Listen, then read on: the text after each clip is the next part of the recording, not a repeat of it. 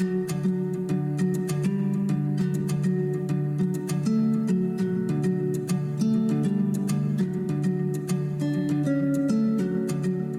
your host, Riri. Welcome to Reimagining Life from Pain to Purpose, where you'll find a community focused on resilience and perseverance, sharing untold stories of hope and rebuilding while dealing with major life interruption. This podcast is made by and for people in the process of reimagining their lives. We're here to raise the voices of those who often suffer in silence, living with chronic pain and/or disability. This space is for you. We encourage you to get involved. So stick around and let's jump right into the next episode. Welcome to episode 18, where we'll learn about Miller's story. Miller McCoy is a lifelong reimaginer, entrepreneur, and streetwear designer. Miller's story shows how a person can amplify the skills they use to deal with their chronic illness and pain to turn their challenge into their superpower. Miller's journey began in West Des Moines, Iowa, where his entrepreneurial spirit emerged early. As a child, he captivated audiences as a magician, building a local following. In his teens, he ventured into sneaker conventions, launching his own line of t-shirts despite lacking formal fashion design education. Facing chronic pain and undiagnosed health issues, Miller turned to entrepreneurship for strength. After high school, he founded the streetwear brand Human Clothing. His tenacity attracted another designer, leading to a successful collaboration. Miller's brand eventually gained traction with celebrities. Moving to Los Angeles, Miller seized opportunities at a Hollywood after-party, securing a deal to create merchandise for rapper Action Bronson. This led to the founding of Relentless Manufacturing Group. Recognized with the Shine Global Entrepreneur Award in 2023, Miller has become a sought-after streetwear designer. His journey is a testament to resilience and perseverance, which you'll soon hear. Let's jump right into our conversation. Welcome, Miller. It's a pleasure having you. Thank you, Riri. Start off by why we're having you on the podcast. Can you give us just a very short, 30-second overview of who you are and what makes you a reimaginer? Absolutely. Yeah. So my name is Miller McCoy. I've battled with chronic pain and chronic nausea since birth. I've had a lot of different health issues going on in my life, but I've been able to sort of craft and build my own world where I can happily live in, freely do what I choose, do what I please, and every day still overcoming the challenges that come with chronic pain and chronic nausea and things of that nature, but not letting it hold me back anymore. Well, that's great. And I know so many people suffer from many things, so that's great that you're able to do that. So I want to learn a little bit about sort of your path and how you got where you are. So what kinds of limitations or challenges has your condition caused in your life? I know you started out young. Did it change as you got older? How'd you learn to live with it? Yeah, Riri, that's actually a good question because it did end up manifesting itself in many different ways. It started basically fresh out of the womb, or I guess it was a C-section, baby, fresh out of the stomach. But I came out and I was crying but not crying in the sense of just a regular baby crying. I was crying in the sense of more of a pain sense crying, and that's persisted for a little while. And I stayed in the hospital as a little baby for a little bit longer than usual. I was throwing up. I was a little sick, and that was shown. And, as I continued on as an infant, toddler, and a young kid, it was almost a running joke in my family, Riri. I have vivid memories of when I was about 5, 6 years old, of me eating dinner with the family, and then me looking up at my family and my mom and dad going, oh, well, there goes Miller. He's going to run off to the bathroom. And, sure enough, I running off to the bathroom. For lack of better words, I would get sick in the bathroom, right? And I would come out and I would have a smile on my face and I would say, okay, what's for dessert? Right? And at first, right, I would try to kind of find humor. I'm always somebody that's enjoyed making other people smile, making people laugh. As a kid, I would always like, my mom and dad would say, oh, you want to be the center of attention sort of deal, right? I'm always wanting to see other people enjoy themselves around me. And so I would really embody that with this sort of early sickness sort of stuff, right? I would go to the bathroom, I would get sick, I'd come out and I'd, try to crack a joke, or I'd try to just pretend like everything is normal and great and it's dandy. And I was able to do that all the way up until about the age of really about 11 and 12, well, 10 to 12. Between 10 and 12, the chronic nausea really started taking on a lot more pain. And at first, I was pretty good. I would just go throw up and then I would just move on, right? And yeah, of course, there's times where I'm in too much stomach pain or I'm in too much whatever it might be where I can't really function the best. But for the most part, as a kid, I would throw up and I'd be able to move on, go do whatever. And then right around the age between 10 and 12 is where a lot of the pain really started getting manifest with all of this as well. And it turned to, instead of me just going in and throwing up and coming back and saying, what's for dinner? Right. It turned into me throwing up and saying, hey, I got to go lay down. I'm not feeling well. I got to check out for a little bit. And right around the age of 12 is also where I started realizing a lot of mental health issues coming into play. At 12, that's a pretty developmental age. I had a lot of neighborhood friends. I had peers that I was going to school with when I was able to go to school.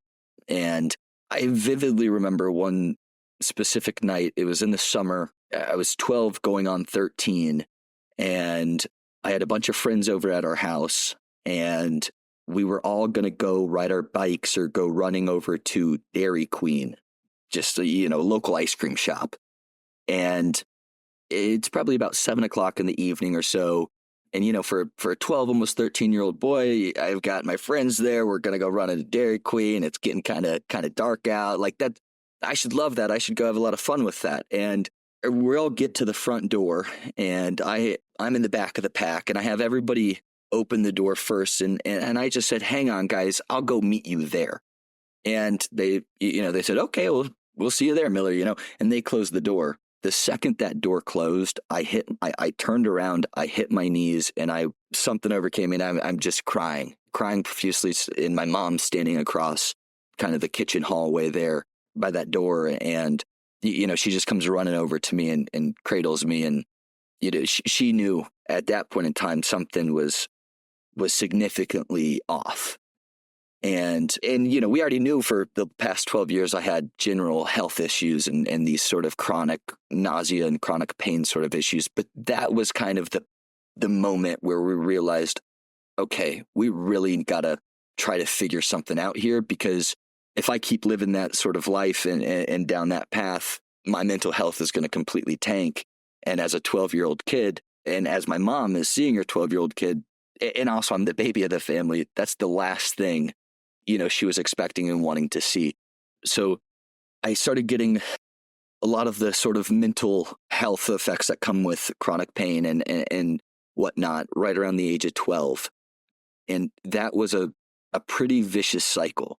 The more my stomach hurt, the more sick I was getting, the worse my head would be, the more depressed I would be, the more anxious I would be. And, ultimately with that whole side, Riri, it took until I was about between the ages of 18 to 20 until I really realized how to kind of get a real grasp over my mental health. That was a gnarly battle that I think goes hand in hand with just about anybody that's facing chronic sort of health issues. My health was taking a major decline. I was no longer active. It was hard for me if I wanted to go on a walk around the neighborhood, that took a day's worth of energy. There was no world where I actually wanted to go for a walk around the neighborhood. What I wanted to do is honestly lay down and try to just forget about the world and try to erase everything and hide from everything. And that was one of the darker stages. And around this point in time, this is when our whole family and we'd always gone and seen the doctors and gone and seen the specialists. But right around that time is really where primarily my mom and I couldn't be more grateful and thankful and blessed to have both the mother and father that I do have. But my mom, she basically forefronted a major deep dive into trying to get to the bottom of what is going on with my health. And she would stay up researching. She would have an office that was a little bit below my room, as kids growing up. And obviously with chronic issues, sleep is also an issue. And so there'd be countless nights where, I'm having a hard time sleeping. So I'd wake up, I'd go downstairs, get a glass of water, or, maybe just step outside and grab some fresh air or something like that. And between really the ages of that 12 to 14, maybe even 12 to 16, just about every time that I open that door and it's late at night, like I'm talking midnight to 3 a.m. type of late. If I open that door and go downstairs, my mom is sitting behind that computer doing research on medications, doing research on finding new doctors, on finding new treatments. There had been conversations that even strung around, what if we can figure out a way to go down to Mexico or South America and find stem cells? And this is when 12, 13, 14 years old, this is 10 to 12 years ago at this point. You know what I mean? That before any of this stuff was really even popular. And my mom she was dealing with all of her own troubles and tribulations that come with this, right? She obviously wasn't dealing with the direct stomach pain and the nausea that I'm dealing with, but she's dealing with the pain of watching her son, her baby, be in physical and mental pain every single day. So I honestly have I'm extremely grateful and blessed for her. And we ended up going extremely hard on kind of, for a lack of better terms in modern world, I say, a doctor tour. We started setting appointments and basically traveling all around really the Midwest at first to go see doctors from all sorts, right? I started in Des Moines, Iowa, and then worked our way to Iowa City where we saw specialists, and then they would refer us to somebody in, Columbus, and we'd go over to Columbus, and they'd refer us to somebody in Madison, Wisconsin. We'd go to Wisconsin.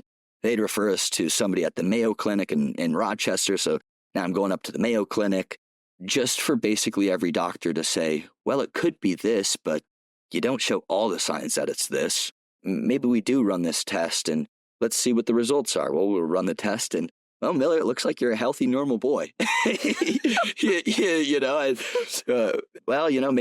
Maybe we try this medicine. And on that medicine for 3 to 4 months, I turned to a zombie, but I'm still throwing up every gosh darn day. And we did that for a good while. So hard. I mean, sorry, I didn't mean to interrupt you. I was just going to say, I feel like this is such a common, unfortunate, common path.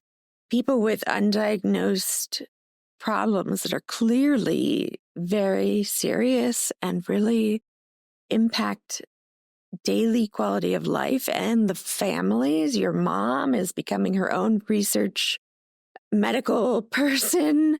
I mean, it's just so much to deal with. And of course, the mental health impacts for you, for your mom, all of it. It's just really a lot. So I really relate. Yeah, it's a drastic amount. And the toll that it can take on not just the individual that's going through it, but the family aspect as well.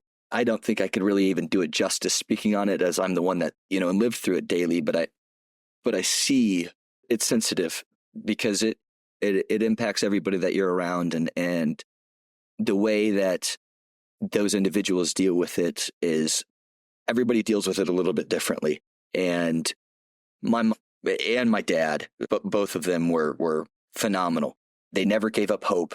There would be countless times where I would just look up at my mom and I would just say, Mom, stop. Mom, stop. Like, we're sending us in a rabbit hole here, or a cat and mouse chase, right? This isn't going to end.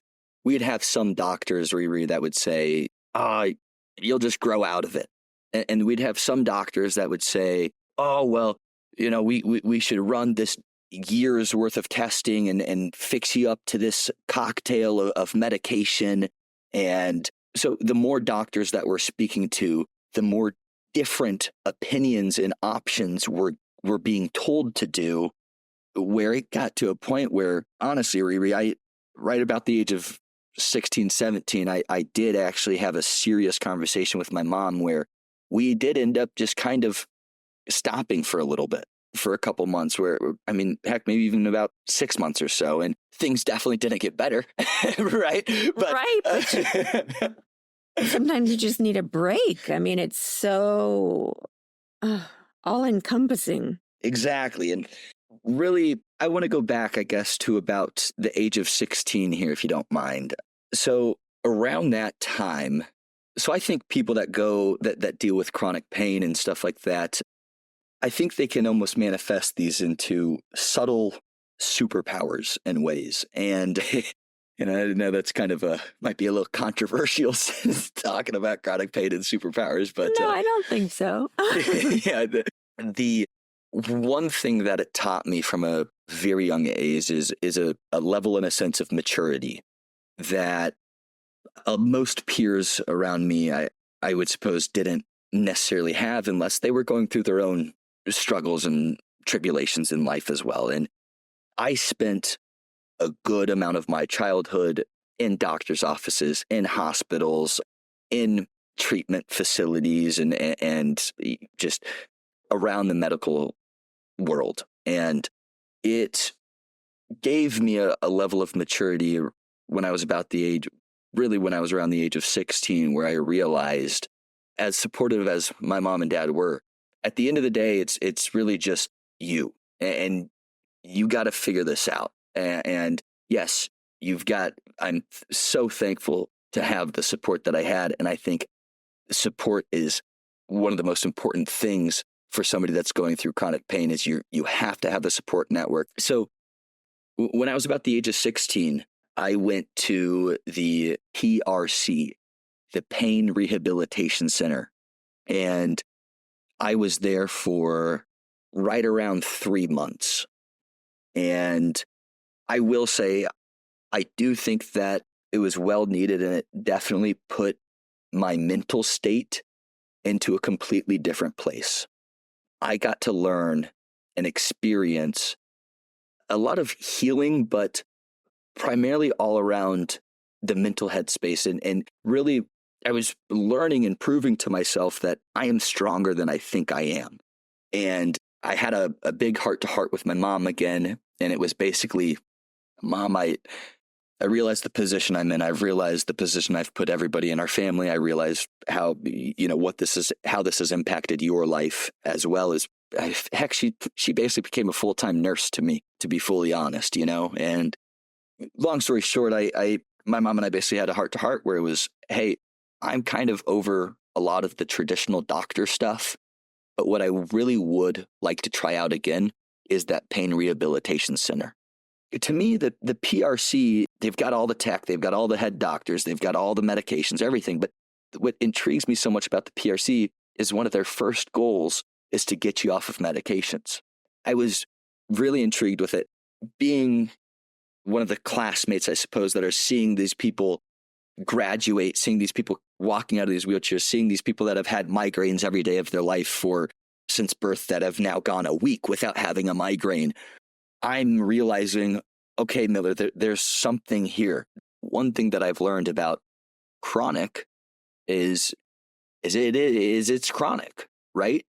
It took a long time to come to that understanding. I hear you talking about all these things, and these are such huge topics. And I mean, it's just, you've been through a lot. Your family's been through a lot. I mean, it's just overwhelming. And I think what you're talking about, sort of getting to the point where you have to accept that there isn't an easy fix, and going to the next doctor isn't going to just be like, oh, this is what you've been missing. So I think that comes with acceptance of, okay, this is what I'm dealing with. I know what it's about and how I can manage it and how I can help myself. Yes. That's the perfect word for it. Acceptance. nothing's perfect in this world. There's no direct cure for any of this stuff. And you are exactly correct. It comes down to simple understanding and acceptance of the cards that you have been dealt with in life, right?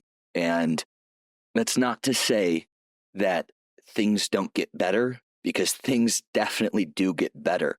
And especially after the acceptance point is there. The second that you realize, okay, this is life, but this doesn't have to be my life. This doesn't have to control my life. I accept this. I understand this. Another thing I think I want to kind of touch on would be leadership. I don't really think that these two are normally thought about in the same sort of way, but I think a lot of people that actually struggle with chronic issues, if you can find yourself coming to the light of it, you can find yourself being in a position where you can actually exert top-level leadership. As somebody that's dealing with chronic pain and dealing with chronic issues, the only person that's able to change anything at the end of the day is you, right? And so you have to understand that you can take control and you can lead your own life, and all of the issues that come with the chronic stuff, those can follow, sure, yes, because they're there, and I accept and understand that they're there, but I'm not going to let them stop me, right? I'm not going to do it for the way that this dang stomach stuff wants to lead and live my life. No. I'm going to grab the reins. I'm going to take control. I'm going to have acceptance, and I'm going to lead. This stuff can follow, but I'm not going to focus on it. I can live as regular, normal life is, or whatever type of life I want to live. And this stuff, sure, it's going to be there. Sure, I'm going to get sick. Sure, my stomach's going to hurt. But at the PRC, not only do they get you, kind of cut you cold turkey off your medicines, but the next thing that they start going in extremely heavy about is pain behaviors. So for me, my pain primarily manifests itself in the upper right-hand quadrant of my stomach, right below kind of my rib cage. And, to be fully honest, that's why the doctors were like, it's got to be your gallbladder, because that's right where the gallbladder is. And every time they would push on it, I would say, oh, it hurts, right?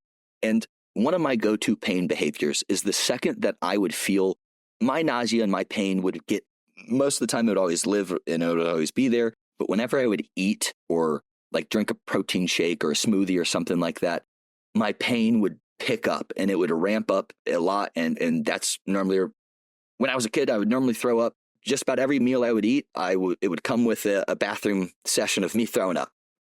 And I had several pain behaviors. And one of them would be a lot of times right as I'm kind of midway through eating, or as I am kind of finishing eating and I really feel the stomach stuff coming on, I instantly go, I can do it right now and it's just natural. I can move my right hand directly to a spot in my stomach and I'm covering up the right-hand quadrant almost in a security sense, right? And that is sending a neurological trigger from my stomach to my brain, telling my brain, oh, Miller, you're protecting your stomach because your stomach hurts. Now, does my stomach hurt? Yes, it does. But do I need to keep telling my brain that my stomach hurts? No, I don't, right? And through doing pain behaviors, you send neurological signals straight to your brain saying, okay, we're in pain, we do this. Okay, you're in protection mode, that means you're in pain, right? And it's just sending constant reminders to your brain saying you're in pain. And lots of times when people have chronic issues that have been going on for years and years or started since birth or anything like that, your brain-gut connection a lot of times can be skewed, or a lot of times your body can be sending different sort of signals to your brain. But accept them and understand that they're there, but not feed into them. Except, yes, I know my body or my brain wants me to lay here, but I know what's good for me is to get out and to go get this fresh air and to drink that glass of water and to have the sun on me. And repeatedly doing that over and over and over and over and over again, and still to this day, repeatedly doing that, because look, I'm healthy now. I go to the gym. I do all these things, but I don't necessarily want to do these things. Once you come to the acceptance point, and once you start having the mindset shift of, yeah, I can't lay here all day and just vegetate away and erase my life. I need to go live my life. I need to go be a reimaginer and figure out how to construct my world, right? You develop a level of discipline for getting out of bed, for doing the things that the normal run-of-the-mill people do every day that seems like such a challenge and a hurdle for us folks with chronic pain and chronic issues to go through. By doing those daily habits and routines, you develop a level of discipline, perseverance, leadership, and these traits that the common folk don't have because they take these daily lifestyles for granted, maybe, right? Or it's not a struggle to them. So it's just another day. It's just another thing, right? Whereas for us, heck, I might have to put on that motivational music or that morning talk where it's, the guy saying, you got this, push through it, right? And I might have to listen to that a couple times just to be able to get me moving and to get me mentally in the right state where it's like, come on, Miller, like, let's do this. We can't let this hold our lives back anymore. We can't let this break us down anymore. And doing that over and over and over again and just on a repeated basis, it transforms you. And I think I would have gotten there eventually, but I think through a combination of me going to the PRC, a combination of me going to this treatment facility and some of these mental health facilities, I think that allowed me at a younger age than some others to develop these traits and to understand I want so much more for my life. And maybe one reason why I have found the level of success in my new life that I have is because I didn't have a regular childhood. I didn't have a regular teenage years. I felt like there was a lot of making up to do. And when I am not busy and when I don't have things going on in my life, well, I tend to find myself thinking about my pain. I tend to find myself living not the most productive and great lifestyle. And in fact, I find myself doing something kind of vicious. And I find myself going back into the deconstructive patterns, whether that be mentally or with pain behaviors or things like that, that end up, well, ultimately setting me back a little bit, right? But when I have a full schedule and I have full things on my plates and I have people that are depending on me and I have mouths I have to feed and I don't have time to lay in bed, sulk, and think about my pain. I have bills to pay, mouths to feed, lives to live, and jobs that need done. So a part of me is grateful and thankful for going through all that I went through at a young age and having the experiences that I did, good, bad, or neither, right? Look, I think all of it set itself up for a bigger picture. And I think it kind of does for everybody in this community, where once you're able to look through and see the other side, see the light at the end of the tunnel and realize it's not, you don't have to do this day in and day out, and this isn't the rest of your life. You can flip this around and you can live your own life and you can grab control. Yes, except that it's there. Your pain is going to be there. For me, I eat and I still hurt a lot. And for me, I still throw up multiple times a week. But, as a little kid, I was throwing up multiple times a day, right? So I've made progress. I've improved, but I guess this in a harsh way, I guess rash way, I'm probably going to be throwing up for the rest of my life. I'm probably going to have this stomach pain for the rest of my life. But that comes with the acceptance and understanding, and that I'm okay with it.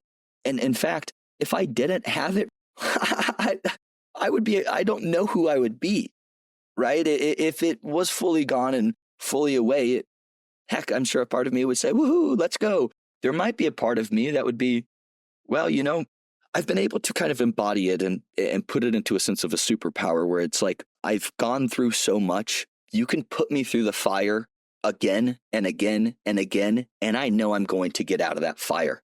I know I'm going to, heck, you can drop me in that fire and I'll come out with a tan.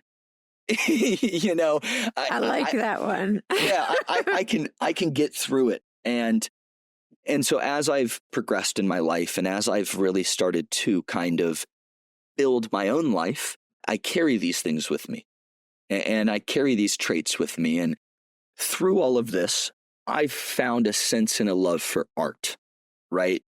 As we know, dealing with these problems, most of the time we're in bed. Most of the time we're laying around the couch.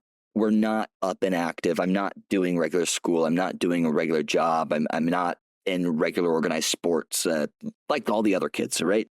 So to keep myself entertained and whatnot, right? I'm watching YouTube videos and also, ever since a kid, I've been obsessed with learning and I've been obsessed with history and types of entertainment and things of that nature. And so I'd be sick, but I'd be watching History Channel or Discovery Channel all day long and not really cartoons or something like that. And I just was always infatuated with learning and with figuring out things I could do that would work for me, that would keep my brain and my body engaged. And what can I do to stop thinking about the pain, right? And what's really going to get my brain wired and just allow me to zone in on something else.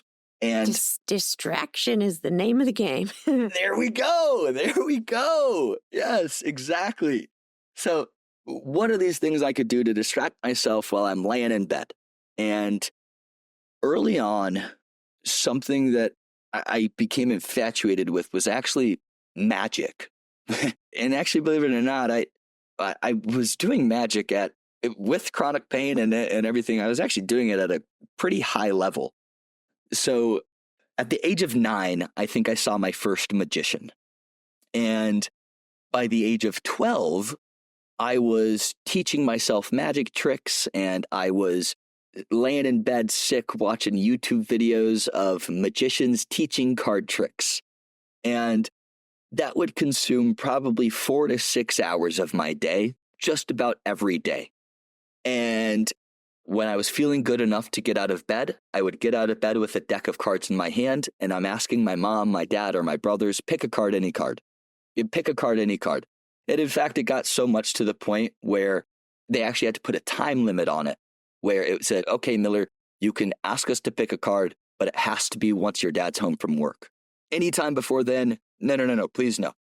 Because I was so obsessed and infatuated with magic, and it would keep my brain so busy, right? And I could watch magic shows for hours, and then I could teach myself these magic tricks just standing in the mirror or sitting in bed with the deck of cards or with the coin or whatever it might be.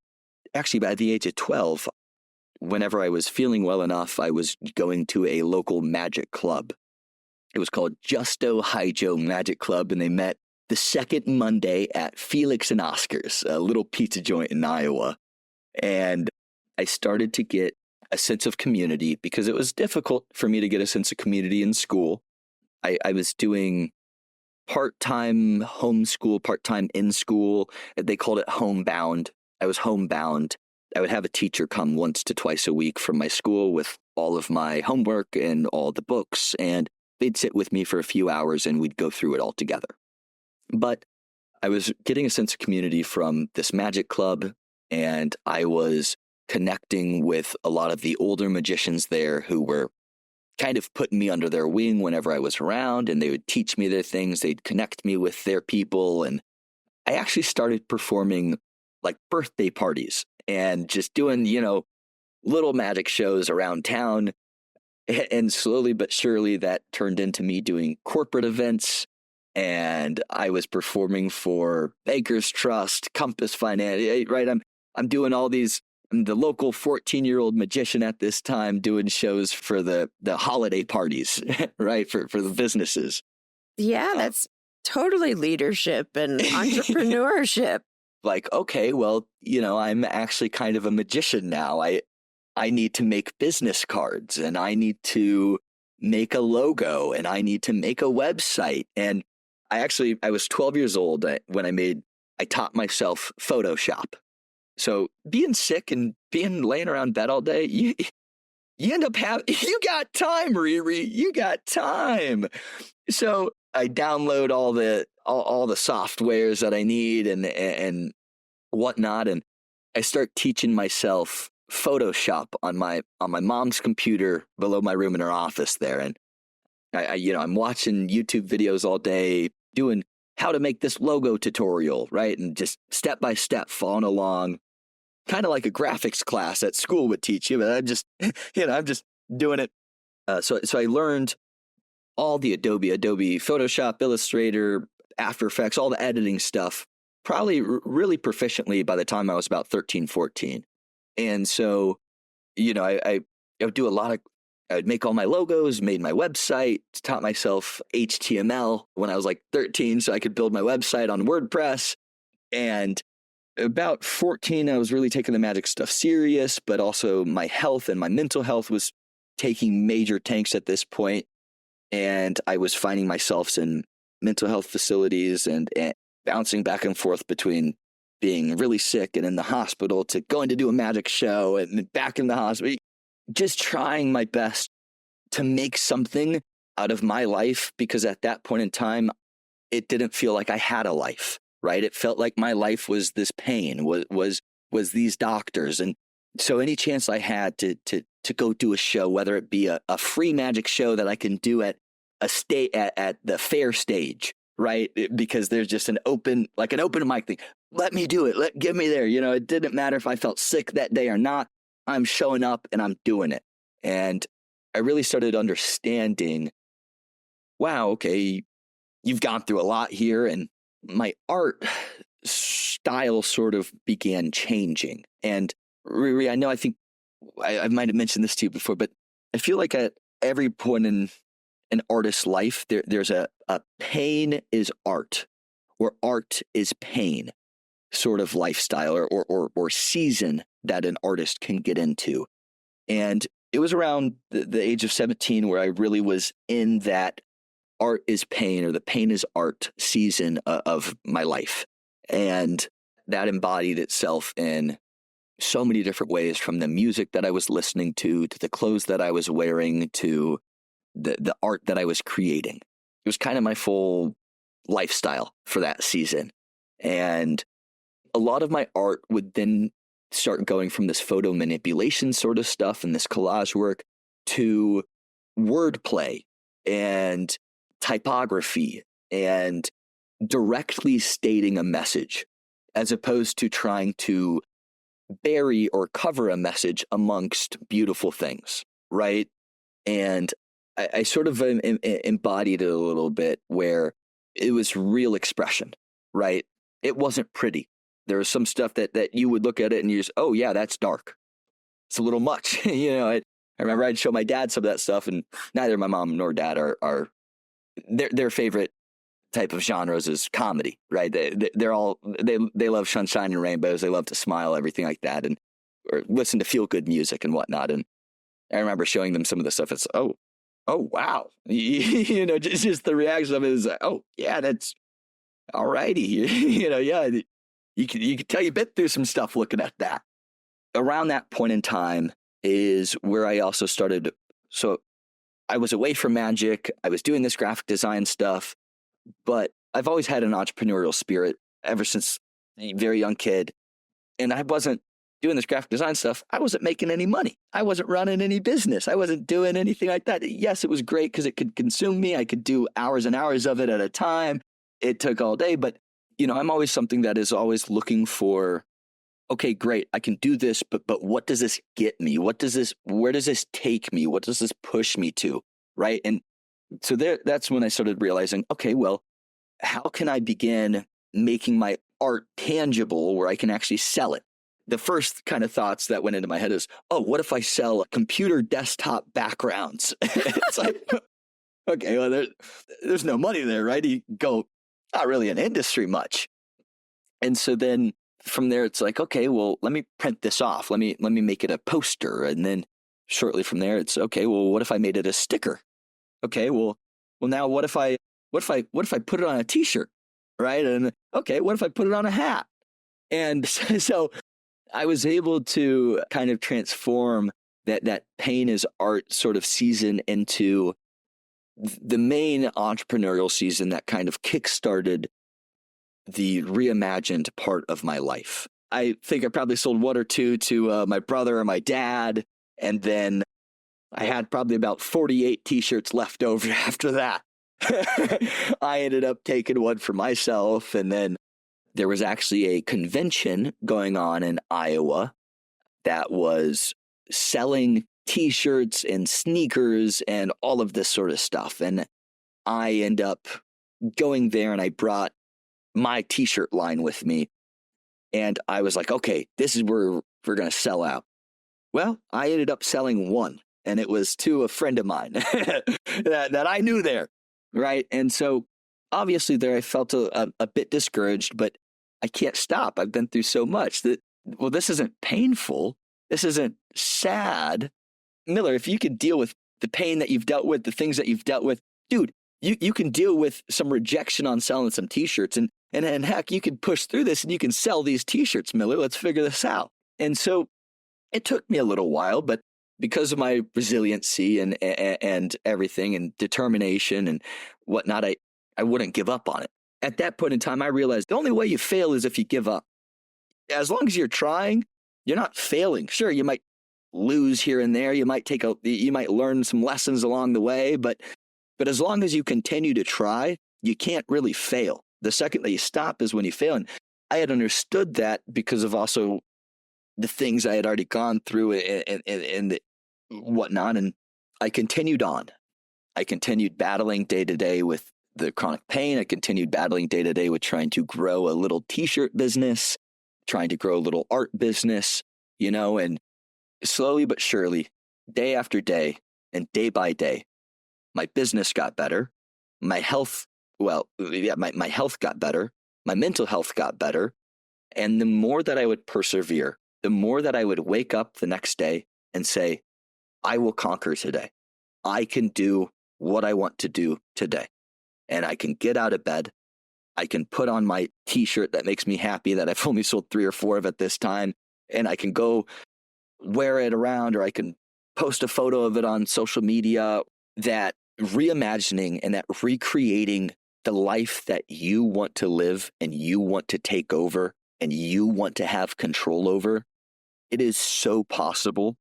It comes with the acceptance, and it comes with the understanding, and it comes with the knowing it's not going to be fun. It's going to suck at first. Yes, your pain might feel way worse while you're out on that walk. Yes, and there's nothing that's going to make it better other than waking up the next day and doing it again. And waking up the next day and doing it again. And just proving to yourself that you can do these things. You can accomplish these things. I think mind state is so important. And mind state is a multifaceted thing. It comes with confidence. It comes with determination. It comes with all these things. And by stacking micro wins that add up to big wins, that add up to a win after a win after a win, build your confidence, boost your headspace and your understanding that you do have control. It sucks. It's not going to be easy. It's going to hurt, but you're going to be able to get through it. And the more times you can get through it, the longer you can do it, the more you can do it. That's really been the name of my game, is how can I just keep moving forward? How can I keep pushing on? Because the more I do that, the stronger I'm going to get, the more I'm going to learn, the more I'm going to grow. My life can just be starting. There's still so much more out there for me to uncover and discover and do. And I am to a point now where I don't have to worry about having a setback because of my health issue. I know it's a possibility, but I'm not going to worry about it. I'm not going to dwell on it. Look, it's going to happen. Things happen. Life happens, right? Something could blow up in my life that sends me down a dark spiraling path with my health issues for a little bit, but I know the steps that I need to do to overcome it again. And all it's going to be is wake up, Get out of bed, go on that walk, drink that water, answer your emails, answer your phone calls, handle your business, handle your work, go to sleep, wake up and do it all over again, and continue to do it and do it and do it and do it. That's made all the difference in my life, Riri. It's amazing, the transformation in both, I think, your attitude in terms of, I can do this and I'm not afraid, and that gives you real power, and also taking into perspective all that you have been through and that you've built this and you really appreciate it because of that. So I think that's really great. I was also going to ask you, so now you're in the fashion world. How'd you get your start in the fashion world? I would imagine it's pretty insular, isn't it? Yeah. Yeah. Well, it started out with that little t-shirt business. And I'm from Des Moines, Iowa, born and raised Des Moines, Iowa. And the typical lifestyle for somebody in Des Moines, Iowa is you grow up, you go to school, you get out, and you either join insurance or you go join, or if you didn't go to school, you probably went to the farm or did something in agriculture, right? Or heck, even a lot of the people that do go to school end up going back to farm or agriculture lifestyle, or primarily insurance, just regular desk jobs. And the support that I was receiving inside of Iowa at first was fairly minimal. It was always like, who's this kid trying to start a, is that bucket boy from elementary school that had to walk walk around with a garbage can every day because he'd throw up all the time? What's he doing trying to start a t-shirt company? So at first it was low support, but because I was in the era and generation that I was in when I was growing up, and social media was first kind of coming around, and I was a kid that, I'll be honest, primarily a majority of my education comes from YouTube. I am YouTube educated. And I was on electronics and the internet fairly young and learning social media stuff. And so I knew how to network on social media fairly well. And I wasn't receiving a lot of support in my hometown, but I was starting to, I would message hundreds of people a day, sending them a photo of my t-shirt saying, hey, I would love to send you one of these. And the people that I was messaging at that time would be some sort of like musicians or micro celebrities that I'm just throwing a dart at the wall, just hoping something's going to stick. And slowly but surely, I started getting a few people saying, yeah, that shirt looks pretty cool. Send it over to me, right? And now all of a sudden I have some famous, hip hop musician that people in my hometown listen to. Well, he's wearing my t-shirt. So now you guys want to wear my t-shirt, right? And as I started to kind of do that, my local support began to grow. And I would start hosting local pop-ups and local events where I would rent out a little store for a Friday or a Saturday afternoon. And I'd go put a rack of clothes, my clothes inside of there. And it actually built to a point where the last I did 4 pop-ups actually, sorry. The last pop-up that I did, I had a line that started at one end of a strip mall and it went all the way up to the front door, which was on the other end of the strip mall. And so I started getting some pretty good support. And from actually that pop-up, I took all the funds that I had from there and I began making a move to Los Angeles. And Los Angeles was where I was shipping a lot of my clothes to the celebrities or to the musicians to wear.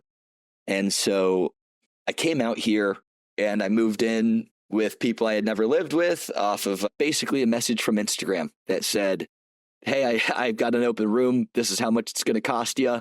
Do you want it? And I drove out. I said, yes. I had the cash that I made from that pop-up.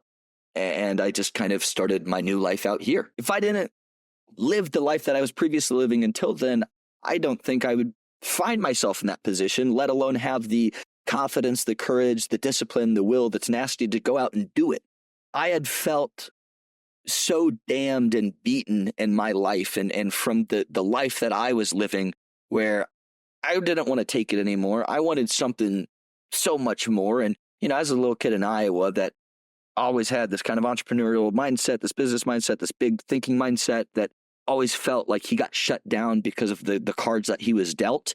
Los Angeles, since I was 9 years old, the same battles and struggles that you learn overcoming a life that's filled with chronic pain are a lot of the same battles and struggles that you face growing a business. Sure, the numbers might be different. Sure, the direct problem might be different, right? When I have a stomach ache, well, it's my stomach that hurts versus when my business goes down, it's my web services is down or whatever, right? But problems are always there. Pain is always there. Issues are always there. Nothing is ever super smooth and super simple, and you're not going to go a whole life without problems, right? And you're not going to build a business without problems. At the end of the day, what matters is how you can overcome those problems and how you can persevere through the fires and through the trials and tribulations that all this stuff throws you through, and how you come out on the other side. Do you come out beaten? Do you come out damned and wanting to give up and wanting to quit and forget everything and go back to crawling in bed? And the same problems and the same issues that I faced and that I still face to this day overcoming chronic pain are the same, are a lot of the same traits that you need to overcome business struggles and to be the ability to adapt, the ability to change, the ability to persevere, the ability to accept the things that you can't change and understand the things that you can change, right? If I hire an employee, I can't change who they are as a person, but I can adapt and I can learn how they work best or right. And same thing with your health. I can't change the fact that I have these health issues, but I can adapt my lifestyle and I can adapt to reimagining and reconstructing my life to where I can live it. Yeah, that's great. And I think that's really cool how you're able to go back to how you learned these things and applying that to other parts of your life help get you where you want to go. So I guess my next question is, what are your goals right now and what does success look like to you? My goals, I think, are always changing. I think if you would ask me a year ago, I would have been in a different spot. My goal is I would like to be successful in all aspects of my life. And then the second half of that is, okay, well, what is success? Exactly. And I think, Riri, I'm still trying to figure that out myself. But I think, to me, I think success is feeling a sense of control over my life, feeling a sense of freedom in my life to where I'm not bound by a chain, whether that chain be my health, whether that chain be monetary, financial purposes, whether that chain be my brain telling me weird things or making me think weird stuff, right? I think at an essence, success to me is being mentally, financially, and physically free to where I don't have to worry. When I was stuck in my pain behaviors and stuck in my pain patterns, I would fall asleep hoping that I wake up the next morning not in pain. Currently, I don't live my life like that. I don't think about that stuff when I'm falling asleep or when I'm waking up. And as long as I can do that, I think I have a level of control over my chronic pain. And as long as I can, which I think is success, because as we know, it's always going to be there. I accept and I understand it's there, right? But as long as I have control over that, then I have success over my chronic pain. And now on the mental aspect, I think it's the same way. I know that very quickly I can put myself into a very deep, dark position. And in fact, when things in my life don't go as planned, and when things in my life take turns for a worse direction, I suppose, I find myself slipping back to negative mental patterns very fast. And I lived in that dark place for, many years, and it's easier than not to slip myself back into that pattern, to slip my brain back there. And I'm very understanding now to this point where I can catch myself getting there. I can make the course correction and I can adjust. And I think as long as I also realize and understand I have control over the real mental health aspects that are going on. Yes, there are chemical imbalances. Yes, through medications and stuff like that, a lot of the chemicals in my brain and stuff like that have been thrown left and right. And there are imbalances. But as long as I can conquer the negative fears or the negative thought patterns, and I can exchange them for some healthy thought patterns, then I think I have success over my mental health. And now on business and sort of physical health, as long as I can wake up in the mornings and I can go either for that walk, that jog, or I can lift the weights, or I can do whatever, physically, I can have success there. As long, I'm having control over my life. I'm able to be active. I'm able to be fit. Where 10 years ago, Riri, 10 years ago, if you would have asked me to go for a run, I don't even know what I would have said, but it wouldn't have been pleasant. Right. It would have been, what did you just, I could barely walk around this neighborhood. You want me to run? And to be honest, I ran 6 miles yesterday and 7.5 miles the day before.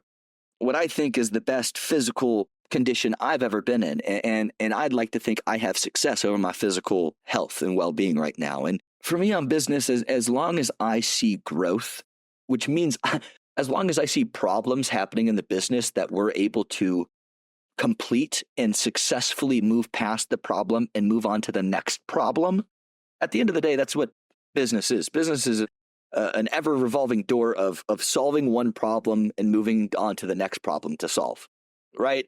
And so as long as I can keep solving the problems, as long as I can keep growing, as long as I'm continuously solving the problems, as long as I'm continuously growing the business, whether that be team size, client size, revenue and profit size, all of that stuff, as long as those metrics are growing, then I think I'm doing pretty well and successful there. I don't think it's like you hit a certain number or you hit a certain age or you hit a certain quality or achievement or aspect in life that then now you're successful. I think it's a never ending, it's an always growing, and it's just a one foot in front of the other progression that leads you to living a fruitful and successful life.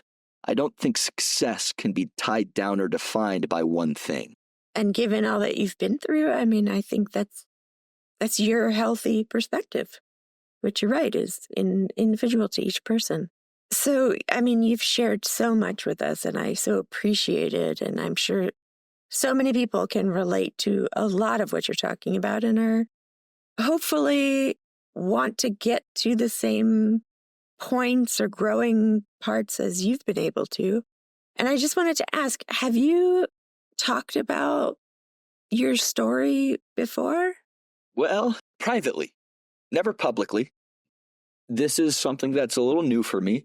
Look, I've done group therapies where I've got to share all of this stuff and talk about all this stuff. My close friends and family, of course, everybody knows the story. The people that I talk to on a daily basis, which is probably only about 5-6 people are there, they all know.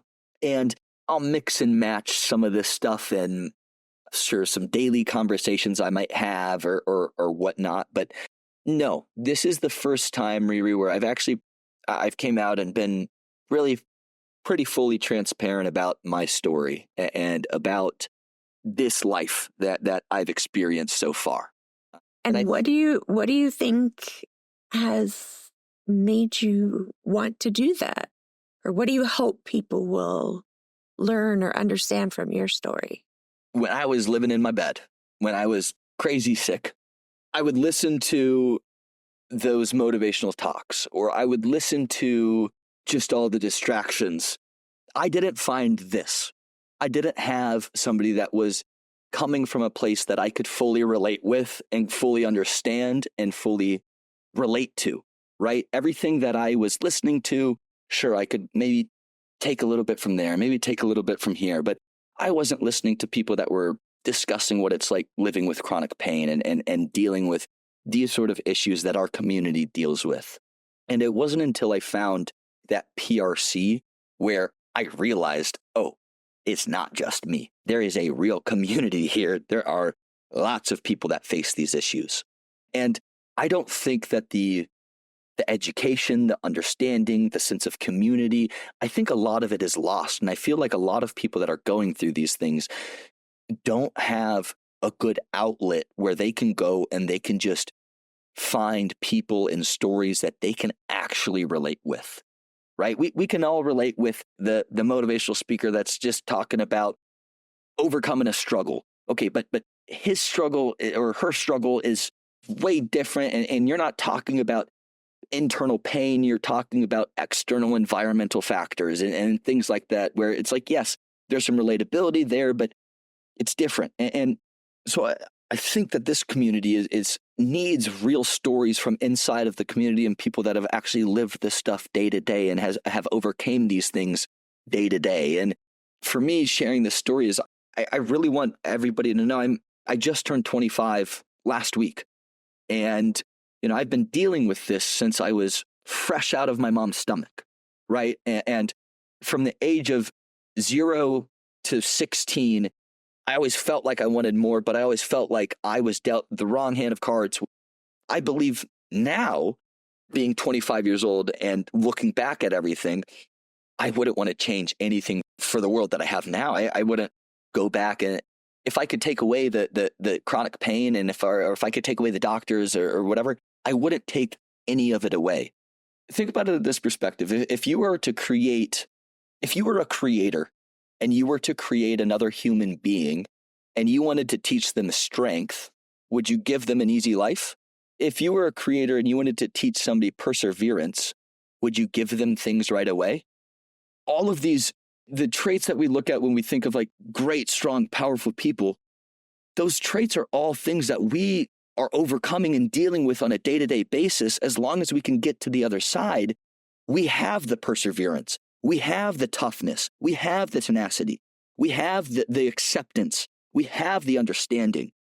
And a lot of other people that live normal, regular lives, they take all of these things for granted and they don't realize the gifts and their actual traits that they could have. But as people with chronic pain and people that are living inside of this sort of community, if we can realize what we're actually becoming and what we're actually gaining from all of these issues and these battles that we're coming in our daily life, we can flip this around and say, no, my chronic pain is a superpower.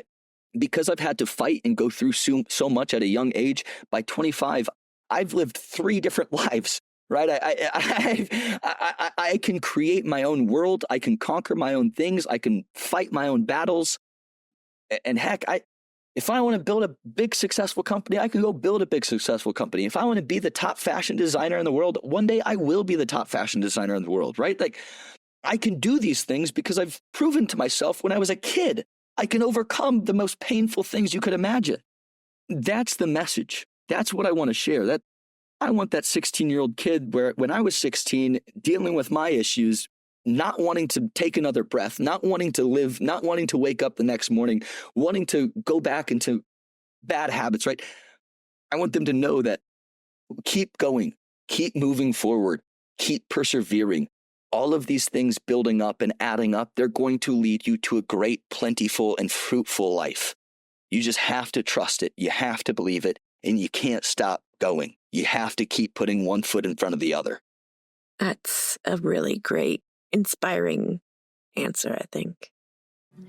Now we've come to our rapid fire 5 for 5 questions. Please answer honestly and quickly, whatever comes to mind. I love it. Fire away. All right. The first one is, what's your favorite sound? Oh, my favorite sound. It would have to be some sort of musical sound. I would say probably like a C note on a piano. Just that. Very specific. Okay. Yeah. I'd say like that. Just, it's a beautiful hum. It's a beautiful ring. Yeah. All right. And what's your favorite word? Oh, my favorite word. Maybe platypus. It just kind of rolls off the tongue and it bounces around your mouth and Platypus. Yeah, it goes from like cheek to cheek, back of the tongue to the top of the mouth. I like that. It's a mouth exercise. Okay. All right. And what's your favorite guilty pleasure? Or it doesn't have to be guilty. Ooh, I love binge watching a history show with a full pizza. Oh, that sounds like a nice night. Yeah. Okay. What's something you've learned that you wish other people would understand? Okay, that's a little bit of a deeper one. I know. Yeah, I would say understanding. I see it in today's world, everybody's so focused on them. It's all me. And because of that, it makes it really hard for people to put themselves in other people's shoes and understand their side of life or what they're going through and their battles. And, I think as somebody who's dealt with a lot of battles myself and overcome a lot of battles myself and been in a community filled with everybody else that is beating and overcoming their own challenges too, I think it's allowed me to have some good insight and understanding that my pain is not your pain and your pain is not my pain, but we're still in pain. And there's no, you can't compare, you can't contrast the two, but you have to just understand that the two are there. And, if you're having a bad day, Riri, you're having a bad day, right? And that I need to understand that. I need to understand how to work and adapt with that, but I can't let that allow me to have a bad day. I think that's probably something. Yeah. All right. And then the last one, you might have already kind of answered this, but what advice would you give to an 18-year-old you? It's going to be okay. As simple as that is. Well, those are all the questions I have. I had a wonderful time. Thank you for providing a safe place and a safe community for people like us to be able to come in and share and maybe provide a sense of wisdom, hope, or encouragement and motivation to others that are also in the community that can use it. Yeah. What you're doing here with Reimagining Life, I think, is phenomenal, Riri. And I'm happy to be a small part and be on this episode. That's awesome. In this episode, we learned about Miller's story and about how he learned to manage his chronic condition and pain. From an early age, Miller had to learn to teach himself to both distract himself from his pain and to feel like he was doing something constructive. His creativity, intelligence, and drive to make others happy led him through several iterations of art. Performance art as a magician, and later as a designer for clothing.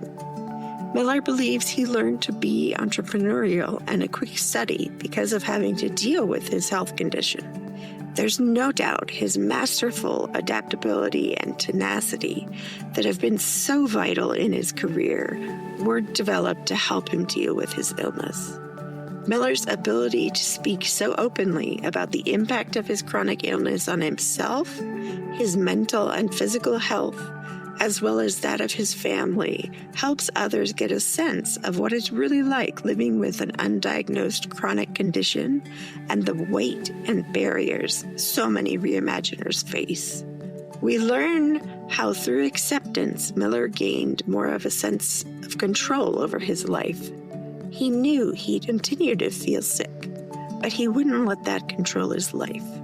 The strength Miller felt being able to rise above his pain and make life decisions really empowered him and helped him create a successful career in a very insular industry.